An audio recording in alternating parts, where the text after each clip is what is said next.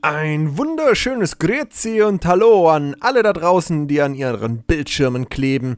Mein Name ist Professor, ich bin der Miles Pitwell of Magic und heute gibt's für alle Heimwerkerkönige und Königinnen, ne Roxy, eine kleine Bastelstunde. Ich habe vor einer kleinen Weile nämlich mit Erik Meiser geskypt. Erik und ich kennen uns noch aus meiner Zeit in Stuttgart. Damals bin ich monatlich zu den Treffen des Magischen Zirkels gegangen, um mich mit anderen Zauberkollegen zu treffen und auszutauschen. Und Erik war immer einer von denen. Er hat ein großes Fachwissen und ist sehr kreativ. Und er ist auch handwerklich begabt, was jeder von uns sein sollte. Zumindest ein Stück weit. Jedenfalls habe ich mich mit Erik über unser Experiment unterhalten. Und er hatte einige gute Ideen. Eine davon war für mich aus verschiedenen Gründen besonders interessant, doch leider nicht ganz ohne Aufwand. Wie meistens. Nachdem wir die Theorie besprochen hatten, machte ich mich sogleich ans Werk und habe das Ganze erstmal skizziert. Als mir aber klar wurde, dass ich keine Ahnung hatte, wie ich das Ganze bauen sollte, hatte ich mich mal wieder mit Niels Bennett hingesetzt. Und er hat mir in wenigen Minuten einen Prototypen aus Pappe gebaut und gezeigt, wie ich die Idee realisieren könnte. Nachdem ich verstanden hatte, wie ich das Ganze also bauen muss, habe ich mir meinen Pandora geschnappt und... Was Pandora ist? Ach so, das kennen viele wahrscheinlich gar nicht. Na, dummer Professor. Wie kann ich das beschreiben? Pandora ist ein Produkt von Lukas Lee. Die Idee ist, eine Art Fischertechnik-Baukasten für Zauberer zu bieten. Damit soll man in der Lage sein, sich jedes erdenkliche Gimmick selber herstellen zu können. Natürlich nicht in seiner optimalsten Form, aber zumindest funktionell. Ich packe euch den Link mal hier oben in die Infokarte. Dann könnt ihr euch den Trailer anschauen und sehen, was alles damit möglich ist. Ich liebe diesen Baukasten und habe mir daraus meinen ersten Prototypen gebaut. Und hier seht ihr das Ergebnis. So, jetzt wusste ich, wie das Ganze aussehen sollte. Und vor allem die genauen Maße. Mein Prototyp war aber sehr unstabil.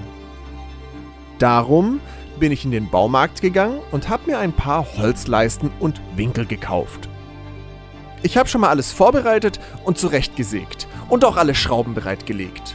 Und ganz wichtig... die Doppelbrille, damit ich besser sehen kann. Klar. Um die richtige Position der Löcher zu finden, welche ich bohren musste, habe ich erstmal alles angezeichnet. Dementsprechend habe ich dann hier und hier ein Loch gebohrt. Dann habe ich mit Hilfe der Winkel die richtigen Positionen an den Hauptstamm gezeichnet und auch schon mal vorgebohrt, damit später das Holz beim Reindrehen der Schrauben nicht aufplatzt. Der nächste Schritt war, alle Winkel am Hauptstamm zu befestigen und hinterher auf die große Platte zu schrauben.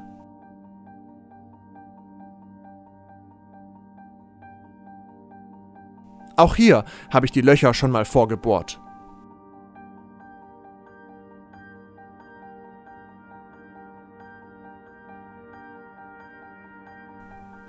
Durch den Hauptstamm habe ich 2 Löcher gebohrt und durch die Löcher kam jeweils so eine lange Schraube. Und da drauf habe ich dann das Stückchen aus meinem Pandora-Kasten als Abstandhalter gesteckt. Nun war ich bereit, die Waagschalen vorzubereiten. Auch hier habe ich bereits angezeichnet und vorgebohrt. Bevor ich den Winkel allerdings an der Platte befestigen konnte, musste noch so eine Schraube durch den Winkel gesteckt werden. Warum? Das seht ihr gleich. Jetzt werden unsere kleinen Holzleistenteile angeschraubt.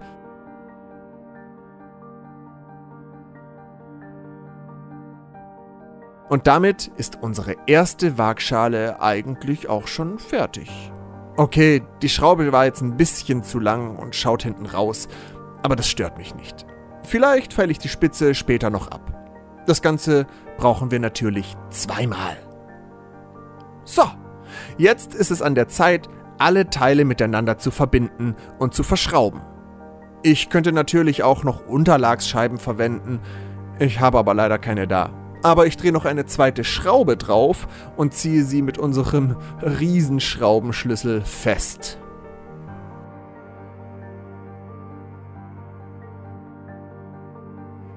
Diese Version sieht nicht nur ganz gut aus, sondern funktioniert auch gut. Jetzt kann ich anfangen zu üben. Keine Ahnung, ob das tatsächlich so funktioniert, wie wir uns das vorgestellt hatten, aber das werde ich dann in der nächsten Zeit rausfinden. Zwischenzeitlich habe ich mir noch 2 neue von diesen Apothekerflaschen gekauft. Dabei hatte ich ganz bestimmte Ansprüche, denn ich muss ja auch... Moment mal, was ist denn hier los? Wer hat denn an meinem YouTube-Profil rumgepfuscht? Und wieso ist da ein Bild von Noctis? Nachdem ich meinen YouTube-Kanal wieder auf Vordermann gebracht hatte, konnte ich endlich die Apothekerflaschen bestellen. Dabei musste ich auf die richtigen Maße achten. Das war gar nicht so einfach und ich hoffe, dass die neuen Flaschen ihren Zweck erfüllen werden. Und ich habe mir einen Wunsch erfüllt. Ich habe mir ein eigenes Manipulationskartendeck speziell für unseren Act zusammengestellt. Ich hatte in den letzten Monaten immer mal wieder einige Zauberer gefragt, wie sie sich die optimalen Manipulationskarten vorstellen. Es gibt mittlerweile viele Möglichkeiten, was das Design betrifft. Aus all den gesammelten Ideen habe ich mir meine Favoriten rausgepickt und, um einen besseren Überblick zu erhalten, skizziert. Aber welche von diesen sind jetzt die besten? Weil ich mich nicht entscheiden konnte, welche Version ich davon letztendlich in den Druck geben sollte, habe ich mich einfach dafür entschieden, alle diese Designs auf 2 Spiele aufzuteilen. Dann kann ich ein bisschen damit rumspielen und mich dann für meine Favoriten entscheiden und nachproduzieren. Ich habe aber keine Ahnung davon, Karten zu designen und in das richtige Format zu bringen. Ob der Druck also gut wird und die Ausrichtung passt, werde ich dann sehen, wenn ich die Karten in der Hand halte. Ich freue mich zwar, dass ich einige Dinge für unseren Act abarbeiten konnte, ob das letztendlich aber alles so funktioniert, wie ich es mir wünsche, bleibt vorerst unbeantwortet. Tja, was ist jetzt aber die Moral von diesem Video? Ganz einfach. Um etwas Neues zu erschaffen, benötigt man nicht nur Zeit, Ausdauer und Hingabe, sondern man muss auch einiges investieren und riskieren. Ich habe für die in diesem Video angesprochenen Produkte um die 200 € ausgegeben. Das ist jetzt nicht so viel, aber es sind 200 €. In einer Zeit, in der ich mit meiner Haupteinnahmequelle kein Geld verdienen kann.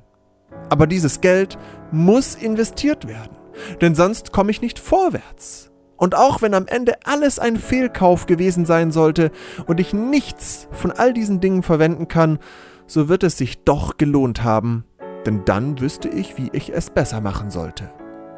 Ihr seht also, wie zeit- und energieaufwendig so ein Act ist. Ich kenne Kollegen, die Zehntausende von Euro und Jahre an Entwicklung in einen Act gesteckt haben, der letztendlich nur 5 bis 10 Minuten auf der Bühne dauert. Aber das Endergebnis lässt sich immer sehen.